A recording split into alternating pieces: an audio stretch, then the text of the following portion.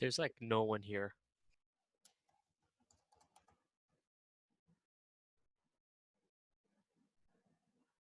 Yes, the numbers are dwindling.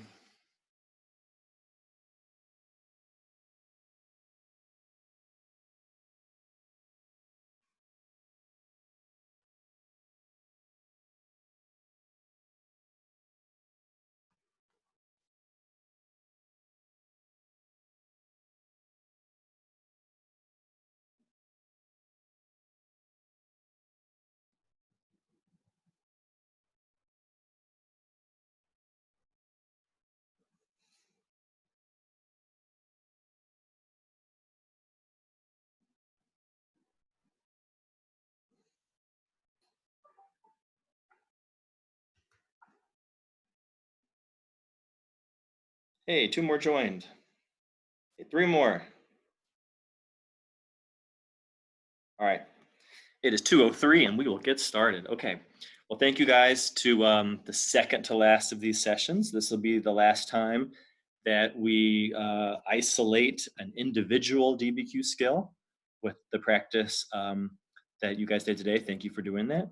And then next week, the only thing on the agenda, other than just making sure you guys kind of know how to log into the tests and all that, is just to practice one 45-minute DBQ and go over it. So we'll kind of put it all together at once. Okay,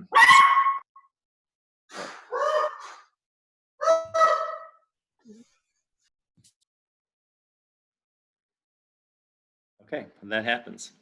Anyway, today's isolated skills were sourcing and thesis statement.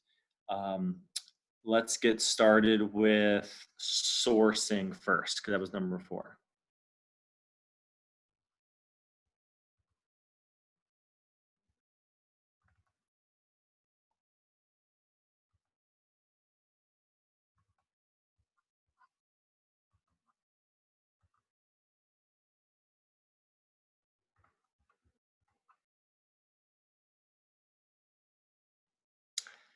Okay, I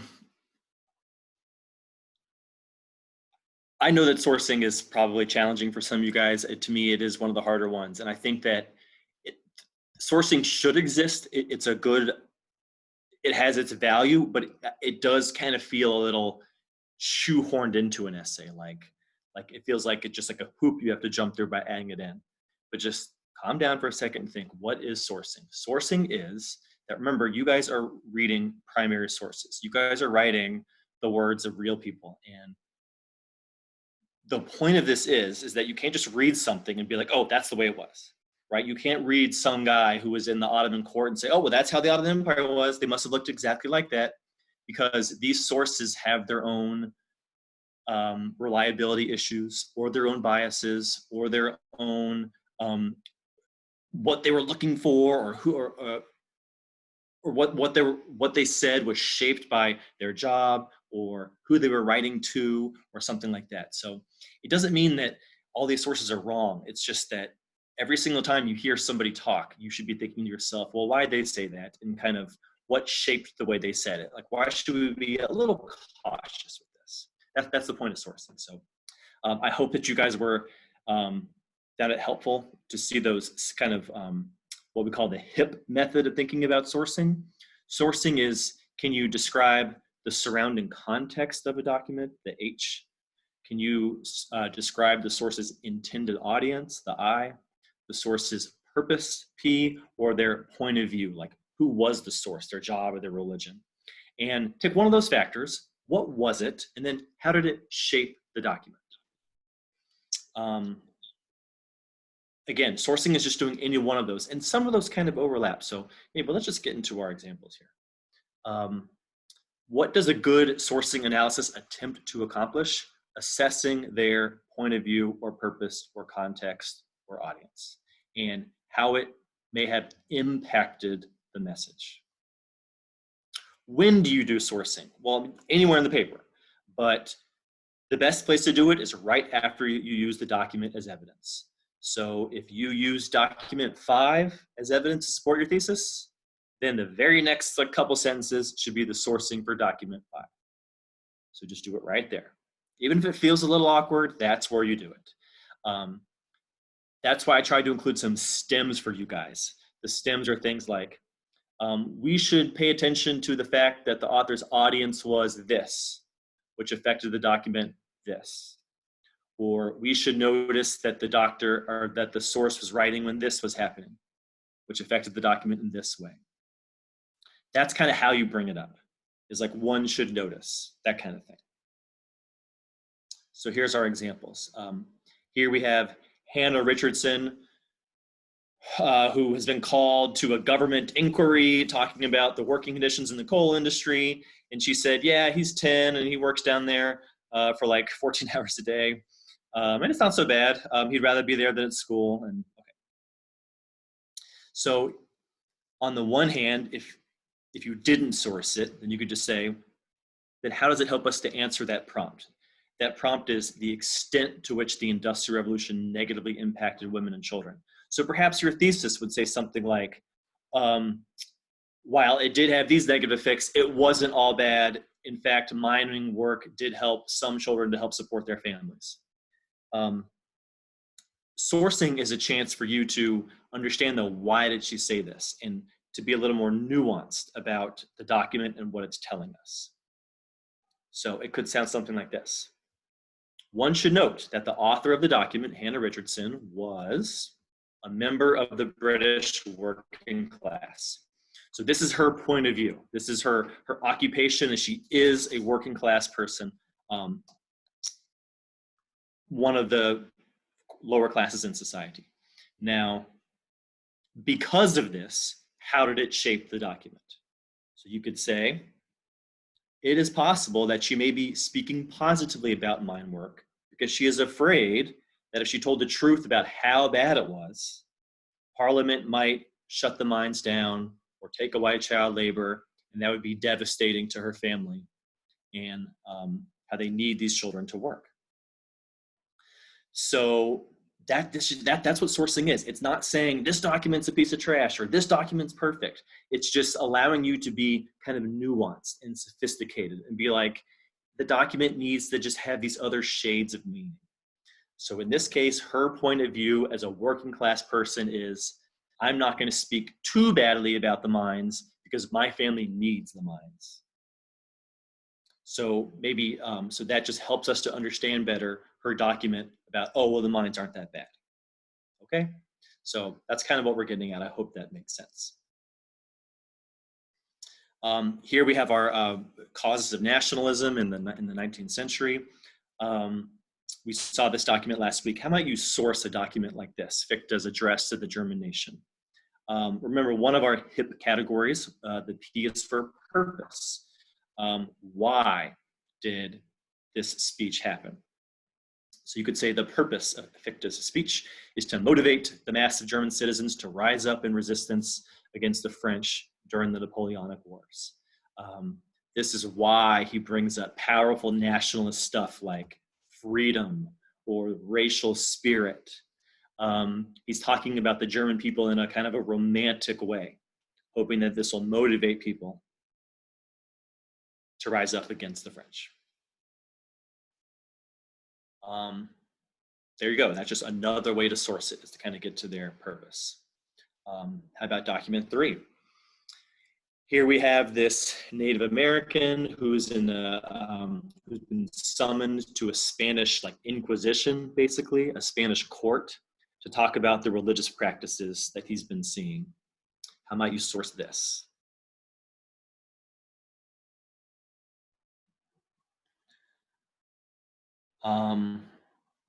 You could say something like, it is possible that when this guy, Fabian de Vargas, is testifying in court on the unchristian actions of the residents of Batatza, that he may be doing so under threat of violence from the Spanish.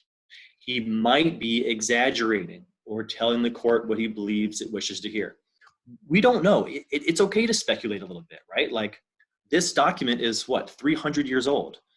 We do not have 100% certain knowledge of who this person was and why he said what he said. Your chance to do point of view analysis and sourcing is to let the reader know that you understand that other things might have affected his words. So the pressure of being in a Spanish court might have affected his words. It doesn't mean he's making this stuff up, but perhaps the native religious practices didn't look exactly like this, and he was being pressured to say this. It's okay to kind of, like I said, speculate a little bit with sourcing. That's what historians have to do. If you were a historian writing a 500-page book about Christianity in Latin America, and you came across this source, you also would have to be a little careful with how you used it to say exactly like, this is why things happen. So a climate of fear towards the Spanish rulers developed for Native people, and this fear could have had an impact on the validity of these words. One thing I want you guys to notice is, some of these sourcing statements have been 3-4 sentences long. And they don't have to be that long. It just needs to be longer than just, oh, well, they were a Native American, so they might have been afraid. It has to be more of an explanation. But this one kind of repeats itself, in my opinion. So it doesn't have to be this long. Finally, I thought document 4 did the best job of where you could really sink your teeth into sourcing. Here you have this guy called Samuel Maharero. He's a leader of African people in German Southwest Africa, and he's writing this. Here I did 2 different sourcing things you could have done. These are 2 entirely different things. You do not need to have done both. Either one of these would count. So you could say, one thing is that his purpose, the P in HIP, one thing is that his purpose is to convince other nearby African leaders to join him. This is why he uses a phrase like brother, or phrases like make your voice heard. He's trying to inspire others. That's one way to do it. It is possible. He says in this document, every day they shoot somebody dead for no reason. Okay. This is why sourcing exists. Are you supposed to read those words and now think, oh my God, the Germans are these monsters who literally would kill somebody every single day in a village for no reason? Maybe they did that. Maybe they didn't. And he's kind of exaggerating and making that up because he's trying to get people to rise up in rebellion and trying to spread tall tales of atrocities.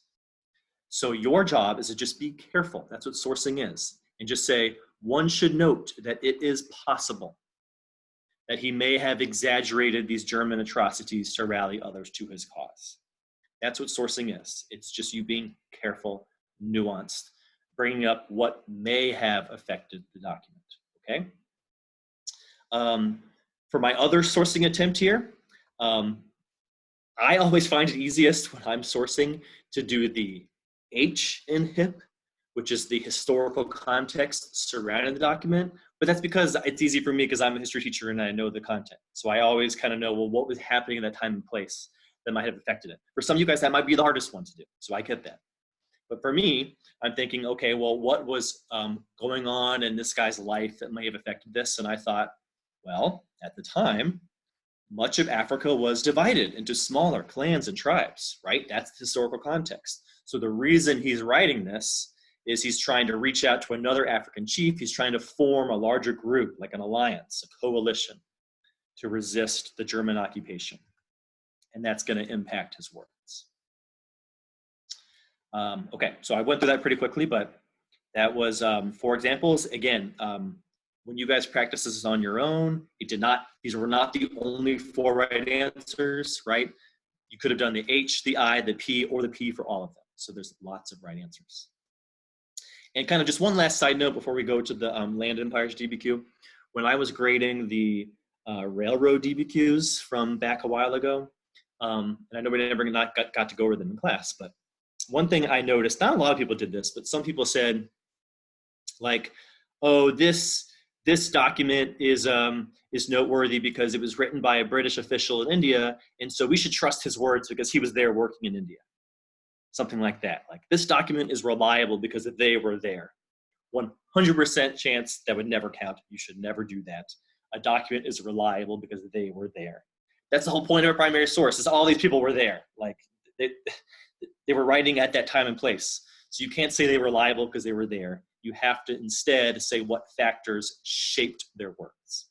So never say they were there. Okay, one last screen to share with you guys. Let's go to that Asian Land Empires DBQ.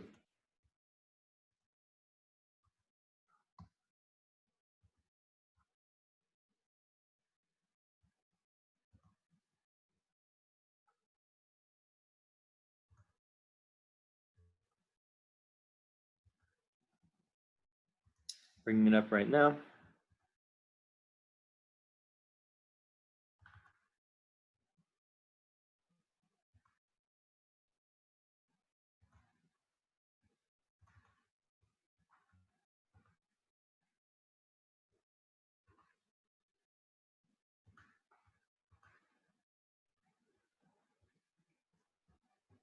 Okay, I know I said this last week, but I've enjoyed doing this DBQ. I know sometimes the practice might be tedious, but I thought that this is just an interesting topic, right? The big land empires of 1450 to 1750. I really liked that unit, and I've kind of enjoyed analyzing these documents. Anyway, so these were our 5 documents. I know that in week 1, you guys did the opening paragraph. In week 2, you highlighted the thesis and you specifically wrote about those 5 documents. How do they prove your thesis? We went over that. So now we are into week 3. Can you source? Can you do the HIP analysis for these? I guess I guess I didn't make this clear. On May the 21st, you get a point on the rubric for doing it once. You get another point for doing it twice. That's it. I just wanted you to practice it 3 times just for practice today. But you only have to do it twice. Okay. I did it for all of them because obviously you guys could pick any 3 you wanted, so I did it for all of them. Let's go back up. Document 1 is this guy, Father Paul Simon, a missionary in the Safavid court, writing about Shah Abbas and his great army. How could you source this one?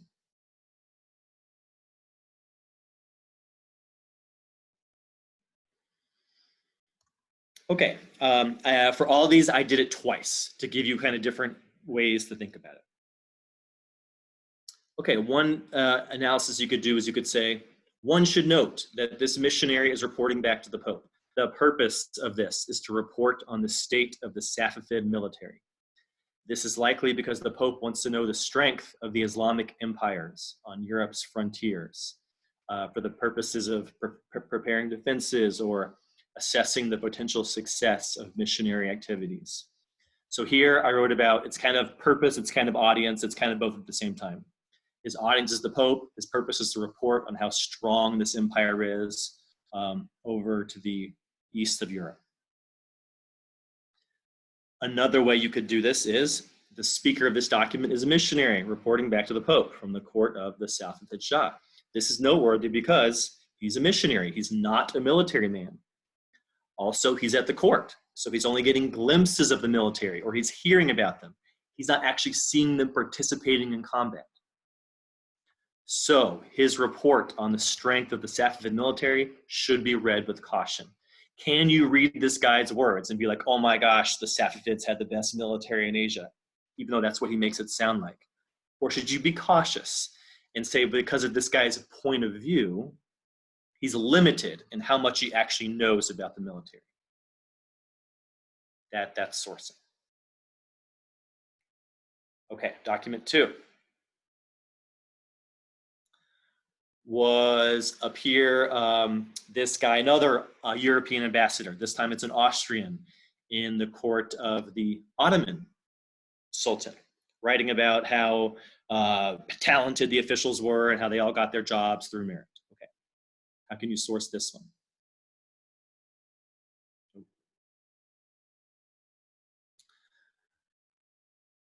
Same thing. I think this is very similar to document 1, so the sourcing is going to sound similar to document 1. One way you could source it is you could say the purpose of the document is to report back to the Austrian emperor on the inner workings of the Ottoman court. This is because at the time, the Ottoman Empire was expanding in all directions. They were expanding into the Balkans. So the speaker wanted to understand why the empire was so strong so he could learn more about the threat they posed to Austria in Europe. Is that's purpose? Is that audience? Is that historical context? It's kind of all rolled into one. This document was shaped by, he's trying to understand more about the Ottomans because they were expanding into Europe at the time. If you're not good with historical context like that and kind of what the Ottoman Empire was doing at that time, what's another way to analyze the document? The speaker of this document is an ambassador reporting from the Ottoman court in Constantinople. While it is true that he reports that the Ottoman Sultan had control over his nobles and promoted people based on merit, one should not assume this is true for the whole empire. The ambassador is just seeing these high officials in the capital. He does not know how officials rise to power or how influential the nobles were everywhere, and like in the peripheries of the empire. So that's another way for you to source. It's another way for you to say, let's be cautious. While it's true that these officials in the court had their positions because they were talented, it may not be that way all over the empire. We can't use this to prove the Ottoman Sultan had great centralized, consolidated power everywhere. That's sourcing.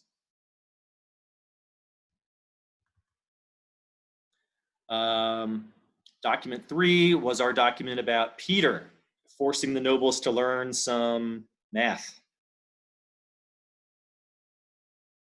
How might you do HIP analysis here?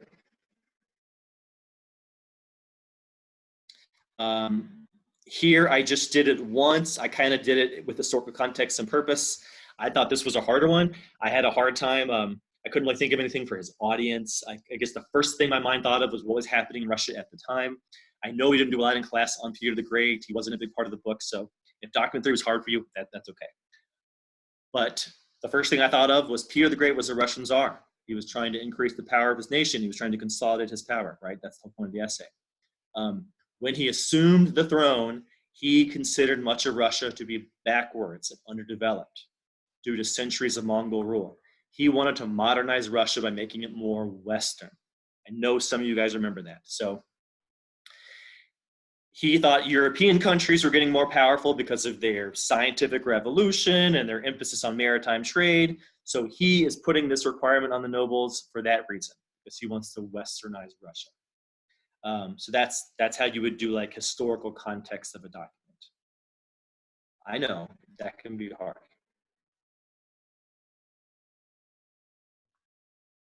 All right, let's do document 4.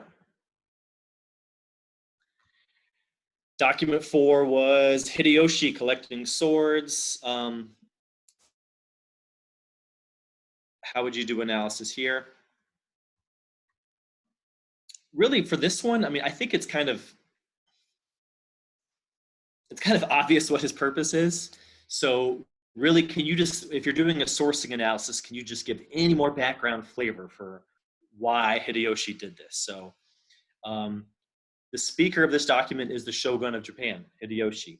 Who's his audience? He's talking to the various daimyo and samurai of the land. He wants to regulate who can own weapons and who cannot. He wants the daimyo to know that he's in charge. I think that would count. To go further, historical context. I hope you guys remember what shaped this document, the fact that Japan went through a long period of civil war. It went through a long warring states period that lasted for many decades before Hideyoshi and Tokugawa came to power. So Hideyoshi is issuing this edict in response to the days of civil war when daimyo were constantly rising up in rebellion and there was a warring states period. That's why he's trying to put rules on the daimyo, limit the amount of weapons in the country, and get more power back in the hands of the shogun. So remember, you can do that for sourcing. It's kind of that historical context. And finally, document 5 was this painting. Remember, you guys are going to get 5 documents for your DBQ in a couple weeks. One of them will be an image. Images are always the hardest to do. So luckily, you will have 4 other ones you could possibly source. But how could you source an image? Remember, the image still had to be created, right? Someone had to pay for that image, or the image still reflects, the image is still trying to tell a message. So who paid for this? The emperor. What is the message? If you answer that, that's the sourcing. So this image depicts the emperor as a wise scholar. He's surrounded by books. He commissioned this painting. He wanted the people of China to see him this way, especially the Confucian-educated class. He wanted to win their favor by showing them he was like them and a supporter of the arts and literature. Just that there, that would be sourcing. That's getting to the purpose of this painting, how he wants to be seen, or that's getting to the audience, the Confucian scholars. If you wanted to go farther, or if you want to take a different angle, the historical context. Why does he portray himself as a Confucian scholar? Because you might remember that he's not Confucian and he's not a scholar, and he's in fact a foreign Manchu ruler who once upon a time conquered China. So what he's trying to do is trying to show himself as one of the Han Chinese. He's trying to win their favor because he knows he's an outsider and a conqueror. And so this painting might help to get his Han Chinese subjects or his Confucian bureaucrats to support him more. Okay, guys, so that's sourcing. Not easy at all, but the most important thing for you guys to remember is what is sourcing. And sourcing is you backing up and picking out something about the document, like who wrote it, or when they wrote it, or where they wrote it, or what their job was, what was going on at that time, and you using that to say, well, because of this, we should take this into account. We should note the audience, or we should be cautious about this document because of some factor.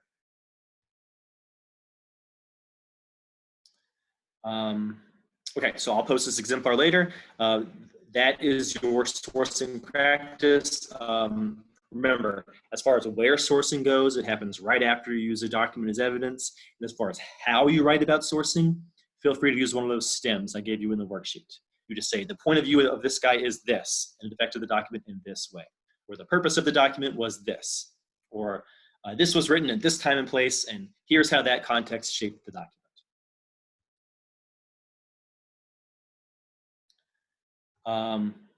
So the last thing shouldn't take more than 5 minutes. Let's take a peek at some different thesis statements from worksheet 5.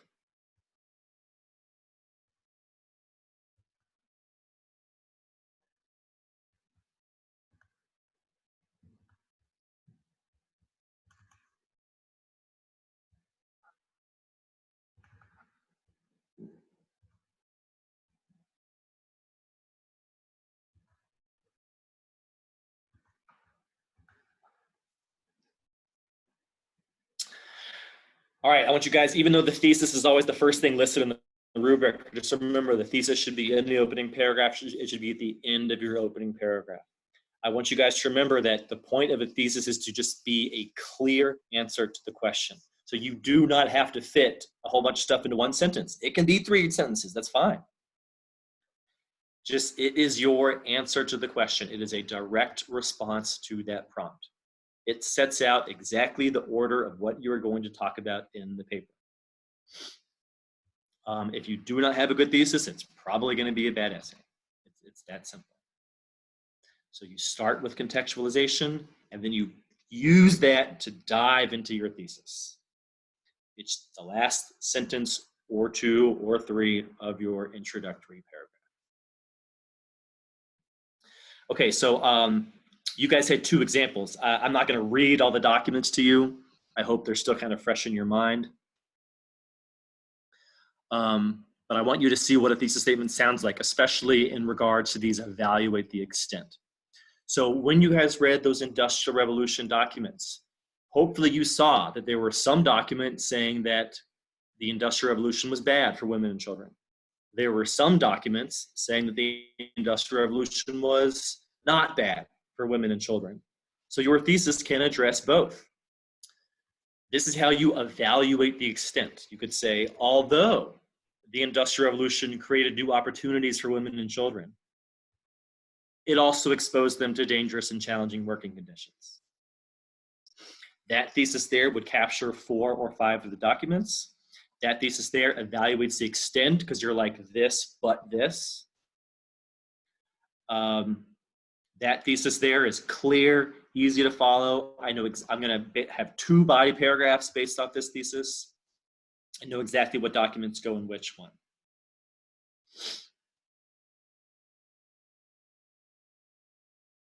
Okay. How about this one? You had 5 documents about Spanish rule in South America. This one was not about religion.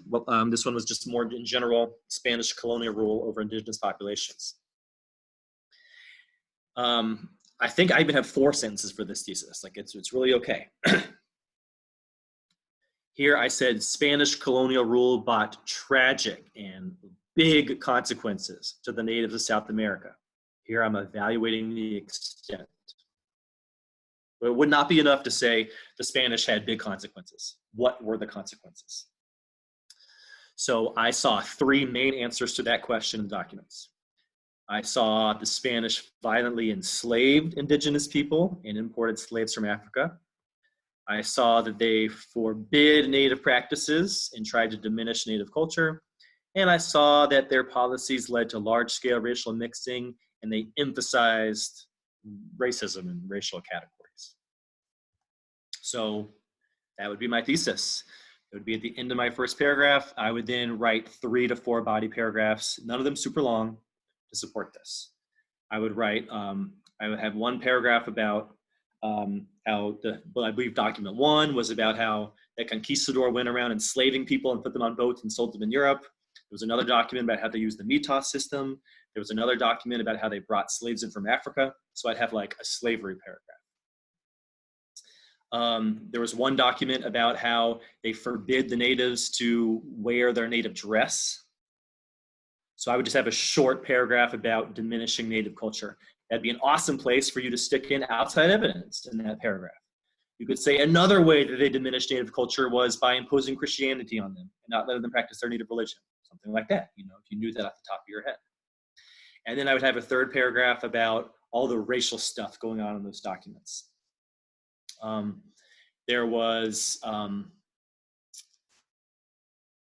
There were the documents where the guy mentions all the mixed races that are being created and how they're worried about that. So there were a couple of different documents that mention that. And that'd be another place where you could add your own outside knowledge if you wanted to talk about the Castas and the Peninsulares and the Creoles and just explaining what those words mean. That's your own outside knowledge contributing to the answer. Okay, there you go. That's it. I hope that was helpful for you guys. Let's just put it all together next week. Next week, we'll just do a 45-minute DBQ in which you do context, you do thesis. You're going to probably write 2 to 3 body paragraphs. None of them long, which you use as evidence, source, throw in some outside knowledge, and that's it. You don't need a body paragraph or a closing paragraph. We'll get into all that next week. So if anybody would like to speak up and ask a question, go ahead. I'm going to open up the chat now. If you want to chat a question.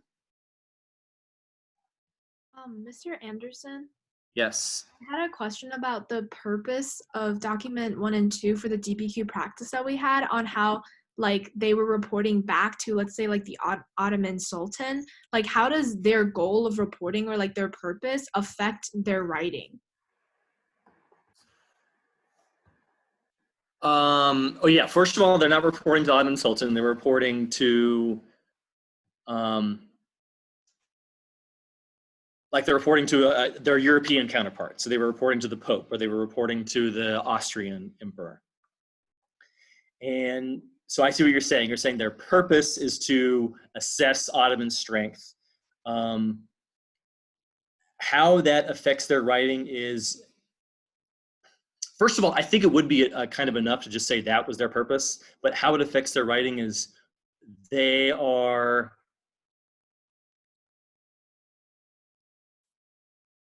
focusing on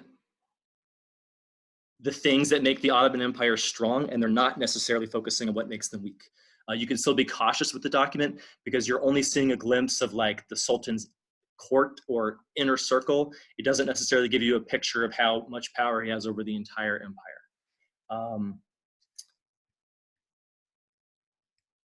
that's kind of another way to do sourcing too, is like you can say that if it affects their writing because they're focusing on this but not focusing on other things. Oh, okay. So sometimes it would be enough to just say like what the purpose or like what the historical context was that led to Oh, the absolutely. Yeah. So that's why that's always my favorite one, because then.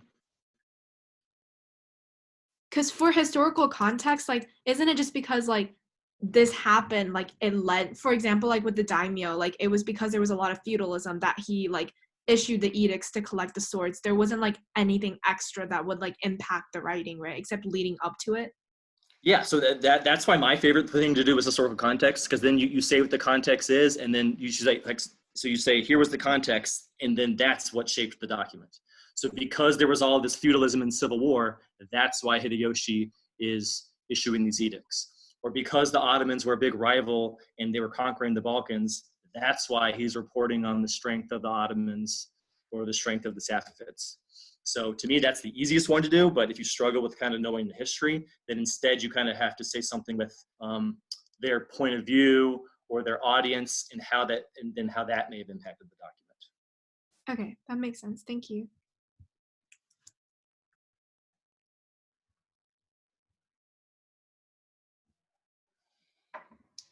Okay. Mr. Anderson, Mm-hmm. why is your name Nikki7? Because as you guys probably know or maybe forgot, my favorite band is Motley Crue, and their most famous member is Nikki 6. So sometimes I use the moniker Nikki 7. Oh. Are you gonna eat Nikki 8 and 9? Oh frick, I messed a joke up. Are you gonna eat Nikki 9? Like, you know the pun? Sorry, I'm sorry, I had to do it. No, I don't know the pun, so. Oh, you never heard of that pun? It's like, No, you probably have. It's just you couldn't Yeah. understand Ryan. why Oh, was 6 afraid of 789, 7? like the Yeah. like the, what is that, a Bare Naked Ladies song? No, it was like it's like a joke. Why is Right, 6 but afraid of no, I 7? know there's a song called 789, and the whole song is about how said, like, what about 8? Or no, 789. Yeah, okay, I get it.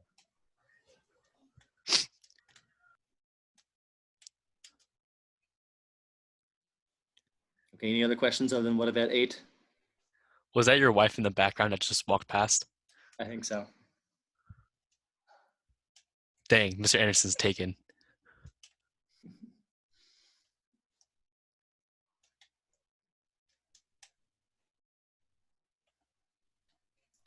Okay, guys, we're getting to the home stretch. Thank you guys so much for coming here. This shows your commitment that you're still willing to come do this.